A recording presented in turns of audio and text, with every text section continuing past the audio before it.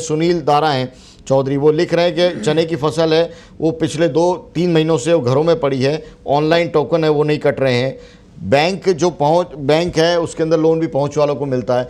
चलिए इस पर एक बार मंडी कारोबार से जुड़े जो लोग हैं उनका भी एक वर्जन ले लेते हैं। आप तमाम लोग हैं वो जुड़े रहिए। बाबूलाल गुप्ता हमारे साथ में जुड़ रहे हैं, खाद्य पदार्थ व्यापार से जुड़े हुए हैं, एसोसिएशन से जुड़े हुए। बाबूलाल जी, आज जो फैसला हुआ है किसानों के लिए, एक देश एक बाजार, क्या आपका नजरिया है इस फैसले को लेकर? क्या तो आप फायदे देख पा रहे हैं किसानों के लिए, तमाम लोगों के लिए, और क्या चुनौतियां हैं? देखिए, फायदे तो इससे कुछ हो नहीं सकते। ये जो माननीय मोदी जी हैं, अब ये 3-4 कंपनियां हैं उनके हाथ में खेल रहे हैं।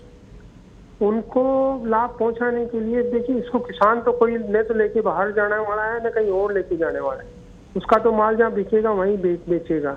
परंतु इससे ये होगा कि जो करोड़ों रुपए, अरबों रुपए मंडियों में व्यापारियों के लगे हुए हैं और अरबों रुपए जो सरकार के लगे हुए हैं वो सब बर्बाद हो जाएंगे। और स्थितियां ये हो जाएंगी कि कोई माल खरीदने वाला रहेगा नहीं और औने पौने दामों में इधर उधर माल बिकने लगेंगे। और उसका परिणाम ये होगा कि सीधा सीधा किसान का शोषण होगा। उसको केंद्र सरकार नहीं रोक पाएगी, राज्य सरकार नहीं रोक पाएंगी। तो ये जो ये खेल इनका खेला जा रहा है, इनकी नहीं है ये नीति, न इनका इतना कोई किसान के बारे में इनको कोई जानकारी है। इनको सीधा सीधा ये है कि वो जो कंपनियां डायरेक्शन दे रही हैं कि आप ये खोल दीजिए, तो इससे ये होगा कि जो बड़ी कंपनियां, मल्टीनेशनल कंपनियां हैं जो उनको खिला रही हैं, वो सिर्फ खेल खेलेंगी। और उन्हीं की ताकत है 1 lakh quintal, 2 lakh quintal, 2 lakh ton, 3 lakh ton माल इस तरह खरीदने की। तो ये सब फैसिलिटीज उनको दे रहे हैं, बैंकों से लोन दे रहे हैं। तो ये कई सारे माल्या और इस तरह के ये लोग तैयार कर रहे हैं अब, जो बाद में ले करके यहाँ से माल भागेंगे और ये स्थिति होगी। और किसान को कोई फायदा होने वाला नहीं है।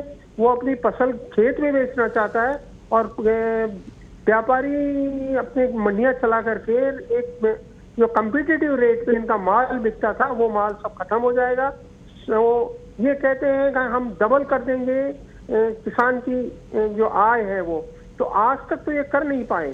10%, 5% जो निवाला है इसको दे करके झुंझुना बजा करके और ये किसान को करते हैं। परंतु उससे बराबर किसान नेता रामपाल जी भी और अन्य जो नेता हैं, पिंडर वगैरह, सब कहते ही रहे हैं कि क्यों बजाते हो झुंझुना।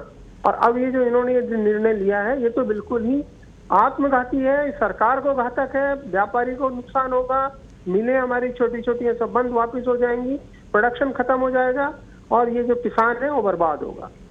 लेकिन अभी जो मौजूदा व्यवस्था है वो भी तो किसानों को संतोष है वो नहीं दे पा रही है। किसानों को फसल का उचित दाम है उस रूप में नहीं मिल पा रहा है। नहीं दे पाएंगे, पैसा कहाँ है इनके पास में? फालतू की नीतियां डिक्लेयर करते हैं ये लोग। नहीं, मैं कह रहा हूँ मौजूदा स्थिति में। हाँ, मौजूदा, देखिए मौजूदा भी ये जो डिक्लेयर करते हैं ना कि हम समर्थन मूल्य पे खरीदेंगे, खरीद लेते हैं, फिर ये निकालेंगे 5000 टन माल कोई खरीदने वाला आओ तो 5000 टन हमारे कोई छोटी मंडियों के व्यापारी तो खरीद नहीं सकता। अल्टीमेटली वही मल्टीनेशनल्स आते हैं और फिर जो उनको औने पौने दामों में फिर कहते हैं साहब हमने समर्थन मूल्य पे तो 70 रुपए में मूंग खरीदा था, अब हमारा तो 50 रुपए बिक रहा है, कोई लेने वाला नहीं है तो कहाँ से ले। तो अल्टीमेटली वही सारा खेल है। ये लोग इसको अभी समझ नहीं पा रहे हैं। बाकी ये जो सारी नीतियां हैं, ये अब तोमर तो क्या है कि वो कठपुतली हो गया। प्रधानमंत्री जी कहते हैं ये मेरी फ्लैगशिप योजना है, ये लेके डूबेगी, पूरे भारत को डूबेगी लेकर के। जो जिस तरह की आज की स्थिति चल रही है, हमारी जो आर्थिक स्थिति है वो जो मेट हो चुकी है, उसको भी बिल्कुल ही मिला देंगे। अब गाँव का भी नंबर आ जाएगा। जी, शुक्रिया बाबूलाल गुप्ता जी, पहला रिएक्शन आपका इस फैसले को लेकर।